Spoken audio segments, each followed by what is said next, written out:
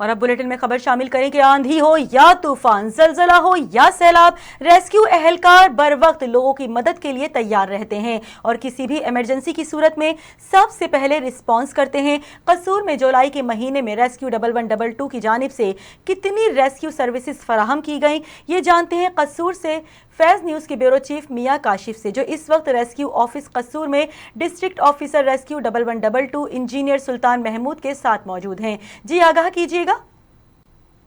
جی شکریہ۔ میں آپ کو بتاتا چلوں، دن ہو یا رات، آندھی ہو یا طوفان، زلزلہ ہو یا سیلاب، ریسکیو اہلکار ہر وقت لوگوں کی مدد کے لیے تیار رہتے ہیں۔ میں اس وقت ریسکیو آفس قصور میں موجود ہوں۔ یہاں پر میرے ساتھ ڈسٹرکٹ آفیسر ریسکیو 1122 انجینئر سلطان محمود صاحب موجود ہیں۔ ان سے بات کریں گے جولائی کے مہینے میں کتنے ریسکیو سروسز جو ہیں وہ فراہم کی گئی ہیں۔ سر کیا کہیں گے، جولائی کے مہینے میں کتنی ریسکیو سروس فراہم کی گئی؟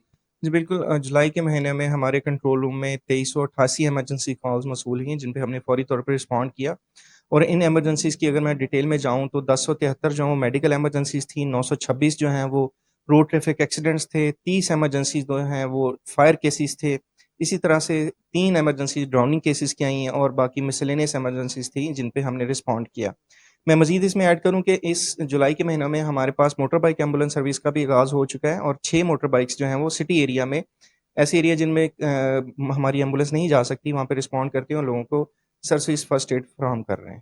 جی جیسے کہ آپ نے انجینئر سلطان محمود صاحب کی بات سنی، ان کا یہی کہنا ہے کہ جولائی کے مہینے میں 2300 سے زائد جو ہیں کنٹرول روم میں جو ہے وہ کالز موصول ہوئی ہیں، جن میں سے جو ہے وہ 30 کیسز جو ہیں وہ آگ لگنے کے ہیں، جبکہ میں آپ کو بتاتا چلوں کہ 2000 سے زائد جو ہے وہ ریسکیو کر کے جو ہے وہ طبی امداد دے کر جو ہے اسپتال میں منتقل کیا گیا۔ ان کا یہی کہنا ہے کہ ریسکیو اہلکار جو ہیں وہ ہر وقت لوگوں کی مدد کے لیے جو ہیں وہ تیار ہیں۔ جی ریسکیو اہلکار ہر وقت لوگوں کی مدد کے لیے تیار رہتے ہیں۔ بہت شکریہ کاشف آگاہ کرنے کے لیے۔